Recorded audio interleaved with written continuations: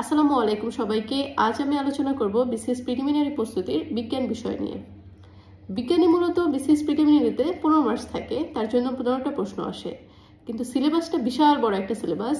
আর এই 15 মার্কসের জন্য আমাদের বিশাল বড় একটা সিলেবাস পড়াশোনা করতে হয়।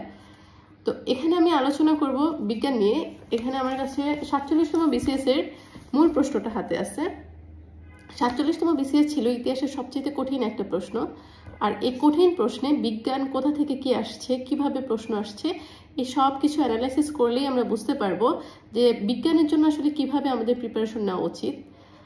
তো এখানে আমার কাছে একটা বই আছে, এই যে digest, preceptor BCS preliminary digest. এই বইটা মূলত আমি 47তম বিসিএস প্রিলিমিনারির আগে নিয়েছিলাম।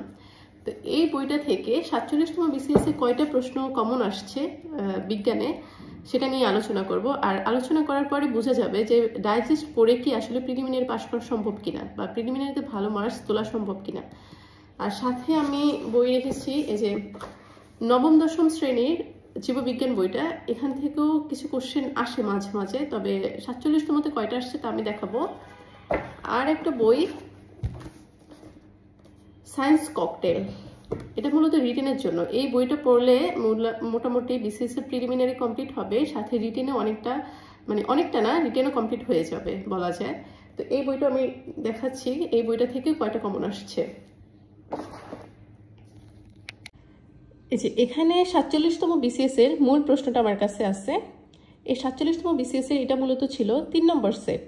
3 নম্বর সেটে 186 থেকে 200 পর্যন্ত ছিল বিজ্ঞান প্রশ্ন। তো দেখা যাক এই বিজ্ঞান প্রশ্নে কয়টা প্রশ্ন ডাইজেস্ট থেকে কমন পড়লো। তো এখানে 186 নম্বর প্রশ্নটা ছিল ইপিআই এর পূর্ণরূপ কি। এই যে ইপিআই 181 নম্বর পেজে ছিল, ডাইজেস্টে সরাসরি একটা প্রশ্ন ছিল। এই যে ডাইজেস্টের 181 নম্বর EPI expanded programme on immunisation ছিল, এটা সরাসরি 47তম বিসিএস আসছে। তবে এখান থেকে আরেকটা প্রশ্ন 48তম বিসিএস এ আসছিল, স্পেশাল বিসিএস এ। এই যে এই প্রশ্নটা, কত সালে ইপিআই ভুক্ত রোগগুলো নির্মূল করার উদ্দেশ্যে শিশু টিকাদান কর্মসূচি গ্রহণ করে, এটা ছিল 48তম বিসিএস এর প্রশ্ন। তো এই প্রশ্নটা কিন্তু সরাসরি আসছে ডাইজেস্ট থেকে। তো দেখা যাক নেক্সট প্রশ্নটা কি। 187 নম্বর প্রশ্নটা ছিল কোন স্পেস টেলিস্কোপ 2021 সালে হাবল টেলিস্কোপের স্থলাভিষিক্ত হয়। এই প্রশ্নটা ছিল রিসেন্ট, তবে এখনকার রিসেন্ট না, তখনকার সময়ের 21 সালের রিসেন্ট। এই প্রশ্নটা না পারার মতোই একটা প্রশ্ন ছিল। এর পরের প্রশ্নটা ছিল 188 নম্বর কিউআর কোডে ব্যবহৃত হয় কি। এটা ছিল মূলত আধুনিক বিজ্ঞানের একটা প্রশ্ন। এই প্রশ্নটা হচ্ছে যারা কম্পিউটার পড়ছেন তাদের কাছে সহজ একটা প্রশ্ন। এই প্রশ্নটা পারার মতো একটা প্রশ্ন, কম্পিউটার থেকে এটা সরাসরি আসছে। এটা পরবর্তীতে কম্পিউটার নিয়ে যখন আলোচনা করব তখন দেখাবো যে কোথা থেকে আসছে প্রশ্নটা। এর পরের প্রশ্নটা ছিল 189 ইথার সম্বন্ধে কোনটি মিথ্যা। এই প্রশ্নটা একটু অ্যাডভান্স লেভেলের ছিল। এটা হচ্ছে আমি ডাইজেস্ট থেকে আসে নাই, অন্য একটা রিটেনের বই থেকে আসছে, সেখানে আমি দেখাবো। এর পরেরটা ছিল কি আলট্রাসোনোগ্রাফিতে ব্যবহৃত শব্দের কম্পাঙ্ক কত। এই প্রশ্নটা সরাসরি ডাইজেস্ট থেকে আসছে 827 নম্বর পেজে। দেখা যাক 827 নম্বর পেজে 27, এই যে আলট্রাসোনোগ্রাফি শব্দের কম্পাঙ্ক 1 থেকে 10 মেগাহার্জ হয়ে থাকে। এখানে আছে 1 থেকে 10 মেগাহার্জ। এর পরের প্রশ্নটা ছিল তাও ডাইজেস্ট থেকে সরাসরি, কোনটি শরীরে নাইট্রোজেন সরবরাহ করে। 865 নম্বর পেজে ছিল ডাইজেস্টে। 865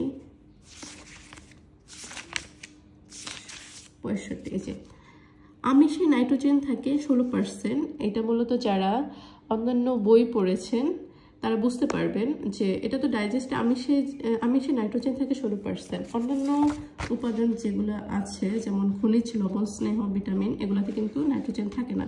তার আমিষে থাকে, তো আমিষটাই মূলত শরীরে নাইট্রোজেন সরবরাহ করে। যেহেতু প্রশ্নটা একটু ট্রিকি ছিল আর এই প্রশ্নটা এমনি তো কঠিন ছিল, 47তম বিসিএস। তো এই জিনিসগুলো আপনি যখন পড়বেন তখন ওইভাবে চিন্তা ভাবনা করেই অ্যান্সার করতে হবে। আর যারা প্রশ্ন করেছেন তারাও চাচ্ছিলেন যে আপনি চিন্তা ভাবনা করে অ্যান্সার করেন, সরাসরি দিয়ে দিবে এমনটা না, তাই একটু চিন্তা ভাবনা করানোর জন্যই প্রশ্ন এইভাবে করছে, কিন্তু এটা ডাইজেস্ট থেকে কমনই। এরপরেরটা ছিল হাইড্রোজেন বোমায় ক্রিয়া করে। হাইড্রোজেন বোমায় ক্রিয়া করে কি ছিল? ফিউশন বিক্রিয়া, ফিউশন ফিউশন ফিউশন। এই প্রশ্নটা মূলত 830 নম্বর পেজে সরাসরি দেওয়া আছে, 192 830। এই প্রশ্নটা একটু কনফিউজিং প্রশ্ন। এখানে বলা আছে ফিউশনে যে হাইড্রোজেন বোমা তৈরি হয় ফিউশন থেকে, কিন্তু এই প্রশ্নটা নবম দশমের যে পদার্থবিজ্ঞান বইতেও ফিউশন দেওয়া, কিন্তু আবার এখানে গুগলে করা আছে, গুগলে কিন্তু দুইটাই দেওয়া, আর এরা উত্তর দিয়ে রাখছে দুইটাই, এই যে ফিউশন ফিউশন দুইটাই আছে এখানে উত্তরে। এখন কোনটা হবে আসলে, তারা কোনটা অ্যান্সার ধরেছে, কোনটা তারা সঠিক বলে নিয়েছে সেটা আমরা কেউই জানি না। এখানে দুই ধরনের, বাট এটা হচ্ছে এই ডাইজেস্ট থেকে সরাসরি এসেছে। আর এই প্রশ্নটা ছিল তাও রিসেন্ট বলতে এখনকার রিসেন্টটা, আগের সময়ের সাম্প্রতিক ছিল, এটাও না পারার মতো একটা প্রশ্ন ছিল। এরপরে আসি, ফিটকিরিতে কত অণু পানি থাকে? এটা 830 পেজ থেকে সরাসরি আসছে, তাও ডাইজেস্টে 830 নম্বর পেজ। এই যে এখানে আসছি আমরা 830 নম্বর পেজ। এই যে ফিটকিরির সংকেত, এই যে ফিটকিরি সংকেতে 24 অণু পানি থাকে। এই যে এখানে অ্যান্সার দেওয়া আছে 24। আর এই প্রশ্নটা ছিল একটা, যারা বিজ্ঞান ব্যাকগ্রাউন্ডের তাদের কাছে এই প্রশ্নটা ছিল একটা বেসিক প্রশ্ন, বা অনেকের কাছে আমরা ক্লাস 8-এ যারা বিজ্ঞান পড়েছি তাদেরও পারার কথা, বাট অনেক বছর আগে, সেক্ষেত্রে আবার না পারারও কথা। এই বইটা মূলত এই যে জীববিজ্ঞানে নবম দশম শ্রেণীর জীববিজ্ঞান থেকে সরাসরি আসছে, এটা পরে দেখাবো। নবম দশম শ্রেণীর জীববিজ্ঞানে 135 নম্বর পেজে সরাসরি আসছে, চাইলে কেউ খুঁজে বের করে দেখতে পারেন। পরেরটা ছিল তরঙ্গের বেলায় কোনটি সত্য?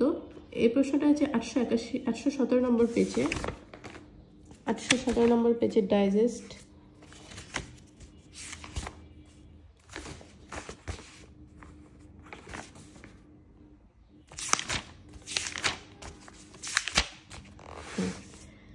তরঙ্গ, প্রশ্নটা কি ছিল? তরঙ্গের বেলায় কোনটি সত্য? এটা হচ্ছে সরাসরি প্রশ্নটা অ্যান্সার তুলে দেয় নাই, এটাকে আপনার খুঁজে বের করতে হবে। তো যারা তরঙ্গ পড়েছেন, এখানে তরঙ্গ, এখানে উত্তর ছিল তড়িৎ চুম্বক তরঙ্গ আলোর বেগে গমন করে। তো এই যে তরঙ্গ, তরঙ্গ তড়িৎ চুম্বক তরঙ্গ, দেখেন এই যে তরঙ্গ তড়িৎ চুম্বক তরঙ্গ, এ ধরনের তরঙ্গের মাধ্যমে প্রয়োজন হয় না, যেমন আলোর তরঙ্গ। ব্যাপারটা ছিল কি, প্রশ্নটা ছিল কি, এখানে উত্তর হচ্ছে আলোর তরঙ্গ। এখানে প্রশ্নটা ছিল কি, তরঙ্গের বেলায় কোনটি সত্য? তড়িৎ চুম্বক তরঙ্গ আলোর বেগে গমন করে। বুঝে গেছে প্রশ্নটা? তারা একটু মানে টেকনিক খাটিয়েছে যে আপনি সরাসরি উত্তর না করে আপনি একটু বুঝে শুনে উত্তর করেন। তারা আপনার চিন্তা ভাবনা এখানে টেস্ট করছে। সো প্রশ্নটা একটু ট্রিকি করছে। এই জিনিসটা হচ্ছে আপনি যখন পড়বেন তখন এভাবে অ্যানালাইসিস করেই আপনাকে পড়তে হবে যে কিভাবে কি প্রশ্ন আসতে পারে, যেমন কি বলা ছিল আর কি উত্তর ছিল কিভাবে। তবে এটা সরাসরি কমনের মতোই প্রশ্ন, কমনের মতো না, কমনই বলা যায়।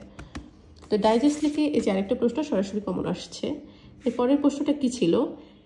হিগের কণার প্রকৃতির সাথে কোন বাংলাদেশি বিজ্ঞানীর নাম জড়িত? এখানে 874 নম্বর পেজে এই প্রশ্নটা সরাসরি দেওয়া আছে। তো দেখা যাক, 874 নম্বর পেজে এই যে বাঙালি বিজ্ঞানী সত্যেন্দ্রনাথ বসুর নাম অনুসারে বসুন কণিকার নামকরণ করা হয়েছে। এই যে 47তম বিসিএস প্রিলিমিনারিতে এই প্রশ্নটা সরাসরি আসছে, যে হিগের কণার সাথে সত্যেন্দ্রনাথ বসু। এই যে এই আরেকটা প্রশ্ন আমরা ডাইজেস্ট থেকে কমন পেয়ে গেলাম। এই যে আরেকটা প্রশ্নের পরের প্রশ্ন ছিল কোন গ্যাস গ্রিন হাউস ইফেক্ট ঘটায়? উত্তর ছিল মিথেন। এটা 835 নম্বর পেজে সরাসরি আছে, 35 নম্বর।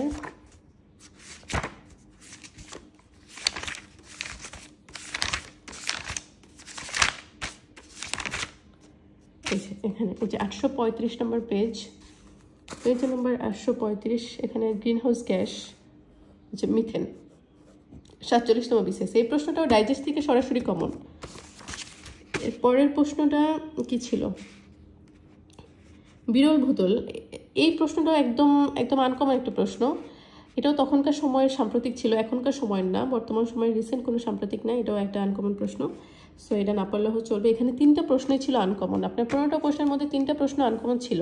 আর বাকি প্রশ্নগুলো কিন্তু মোটামুটি দেখাচ্ছি। ডাইজেস্ট থেকে কয়টা কমন ছিল সেটা আগে দেখেন, তারপরে বলতেছি যে কীভাবে প্রিপারেশন নিলে আপনি বিজ্ঞানে ভালো করতে পারবেন। এরপরে ছিল কোন ধাতু পানিতে ফেললে আগুন ধরে, এটা ছিল 834 নম্বর পেজে, দেখা যায় 834, এই যে এখানে আছে 834। এই প্রশ্নটা আরেকটু ট্রিকি ছিল, যেমন এখানে 3-4টা প্রশ্নে তারা একটু ট্রিকি করেছে যে আপনি পড়েছেন কিন্তু আপনার পড়ার মধ্যে কতটা আপনি অ্যানালাইসিস করে পড়েছেন সেটাই আসলে বোঝার জন্য। যেমন ক্ষার ধাতু, যে সকল ধাতু পানির সাথে সরাসরি বিক্রিয়া করে তীব্র ক্ষার গঠন করে তাকে ক্ষার ধাতু বলা হয়, যেমন সোডিয়াম। তো এই জিনিসটা আবার হচ্ছে যারা বিজ্ঞান গ্রুপের ছিলেন তারা খুব সহজেই পারার কথা, কারণ আমরা যখন বিজ্ঞান গ্রুপে রসায়ন পড়েছি সেখানে একটা পর্যায় সারণী ছিল। পর্যায় সারণীতে মূলত যে সোডিয়াম পটাশিয়াম এগুলো গ্রুপ 1-এ ছিল। এগুলো মূলত পানির সাথে সরাসরি বিক্রিয়া করে তীব্র ক্ষার গঠন করার সময় অনেক দ্রুত বিক্রিয়া করে, আর অনেক দ্রুত বিক্রিয়া করার সময় মূলত হচ্ছে তাপ গঠন করে, আর তাপের সময় অনেক সময় আগুন ধরে যায়। তো তারা কিন্তু এই যে আগুন ধরে যায়, ব্যাপারটা হচ্ছে আগুন ধরে যায়। কোশ্চেনটা একটু টিকে করেছে, কিন্তু এখানে বলা আছে যে তীব্র ক্ষার গঠন করে। যারা এই জিনিসগুলো খুব অ্যানালাইসিস করে পড়েছে তাদের এই প্রশ্নটা পারার কথা। এটা একটু ট্রিকি প্রশ্ন, বাট পারার কথা। মানে বই থেকে আসছে, বই থেকে সরাসরি ওইভাবে তুলে দেয় নাই, জাস্ট একটু ডিফিকাল্ট ওয়েতে তারা আপনাকে টেস্ট করেছে, মানে এই ছিল। তো বলা যায় ডাইজেস্ট থেকে কমন পড়েছে, এখানে সরাসরি কমন আসছে 1, 2, 3, 4, 5, 6, 7, 8, মানে টোটালি 8টা প্রশ্ন ডাইজেস্ট থেকে সরাসরি কমন আসছে এই 47তম বিসিএস প্রিলিমিনারিতে। তাহলে আমরা যারা মনে করি যে ডাইজেস্ট পড়ে আসলে প্রিলিমিনারি পাস করা সম্ভব না, তাদের উদ্দেশ্যে বলি ডাইজেস্ট পড়েও প্রিলিমিনারি পাস করা সম্ভব যদি আপনি অ্যানালাইসিস করে প্রশ্ন পড়েন। আর এখানে একটা প্রশ্ন ছিল যেটা বলি যে নেসেসারি ইভেল, এই প্রশ্নটা ছিল 9ম-10ম শ্রেণীর জীববিজ্ঞান বইয়ের সরাসরি 135 নম্বর পেজে। যে দেখাচ্ছি আমি 135 নম্বর পেজ। এই যে প্রশোধন একটি অতি প্রয়োজনীয় অমঙ্গল, এই যে নেসেসারি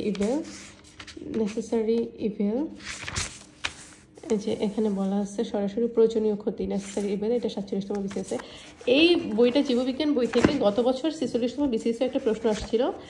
এই যে তো তখন যেহেতু 46তম বিসিএসে তখন প্রশ্ন আসছিল, আর এখন আসছে এই যে দ্বিপদ নামকরণ থেকে প্রশ্ন আসছিল 46তম বিসিএসে। 2টা অংশ থাকে, প্রথম অংশটি কি, সেকেন্ড অংশটি কি, এরকম একটা প্রশ্ন 46তম বিসিএসের বিজ্ঞানেও আসছিল। যেহেতু জীববিজ্ঞান থেকে প্রশ্ন করা শুরু করছে, তার মানে বইটা ইম্পর্টেন্ট। যারা বিজ্ঞান প্রিপারেশন নিতে চাচ্ছেন বা বিসিএস প্রিলিমিনারি প্রস্তুতি নিতে চাচ্ছেন বিজ্ঞান বিষয়ে, আপনারা ডাইজেস্ট পড়লে মোটামুটি একটা পাস মার্কস চলে আসবে, বিজ্ঞানে ভালো একটা মার্কস আসবে। তো যেহেতু একটা ভালো মার্কস আশা করেন, তো সেক্ষেত্রে এই বইটা আসলে আমি মনে করি প্রথমে ডাইজেস্ট পড়া। আর যে এখানে আরেকটা প্রশ্ন ছিল যে ইথারের যে প্রশ্নটা ছিল, এই প্রশ্নটা বলেছিলাম আগে যে এই প্রশ্নটা একটু অ্যাডভান্স লেভেলে করেছে। এই প্রশ্নটা আমি এই বইটাতে, যে রিটেনের এই বইটাতে আছে, দেখা যায় রিটেনের বইটাতে আচ্ছা ইথার সম্বন্ধে যে রিটেনে বলা আছে, এতে ইথার একটি কাল্পনিক ভেতর দিয়েছে তরঙ্গের আকারে। এই যে এখানে লেখা আছে, সরাসরি বলা আছে ইথার সম্বন্ধে। ইথার এই মাধ্যম ছাড়া এখানে কোনটা মিথ্যা বলছে, তো এখানে আপনি ইথার সম্বন্ধে যদি জানেন তাহলে আপনি কোনটা মিথ্যা সেটা আপনি বের করতে পারবেন। আর ইথার সম্বন্ধে কিন্তু এই বইটাতে ভালোভাবে বলা আছে যে ইথার সম্বন্ধে এখানে অনেকগুলো তত্ত্ব আছে। এই তত্ত্বর মধ্যে ইথার সম্বন্ধে বিভিন্ন বিজ্ঞানীরা ইথার নিয়ে আলোচনা করেছেন। তো যে এখানে বলা আছে কোনটা মিথ্যা, যে উত্তর বলা আছে এখানে কোনটা মিথ্যা। এখানে উত্তর ছিল এই মাধ্যম ছাড়া তড়িৎ চুম্বক তরঙ্গ সঞ্চালন সম্ভব নয়। এখানে ইথারের পরিবর্তে এখানে অন্য বিজ্ঞানী কয়েকটা তত্ত্ব ছিল। এই তত্ত্বের মধ্যে একজন বিজ্ঞানী আছে, তিনি বলেছেন ম্যাক্সওয়েল বলেছেন কাল্পনিক ইথারের পরিবর্তেও বৈদ্যুতিক গুণভিত্তিক তড়িৎ চুম্বক ক্ষেত্রে আলো তরঙ্গ সঞ্চালিত হয়ে থাকে। তার মানে এটা মিথ্যা, এই উত্তরটা মিথ্যা। তো ইথার সম্বন্ধে আপনি যখন জানবেন তখন আপনি কোনটা সত্য কোনটা মিথ্যা সেটা আপনি সহজে বের করতে পারবেন। আর তার জন্য আপনার একটু এই যে অ্যাডভান্স লেভেলে প্রিপারেশন নিয়ে রাখতে হবে। আপনি ডাইজেস্ট করে, আমি বলি না যে ডাইজেস্ট করে আপনি একদম খুব ভালো একটা মার্কস পাবেন, বাট ডাইজেস্ট করে আপনি ফেল করবেন না।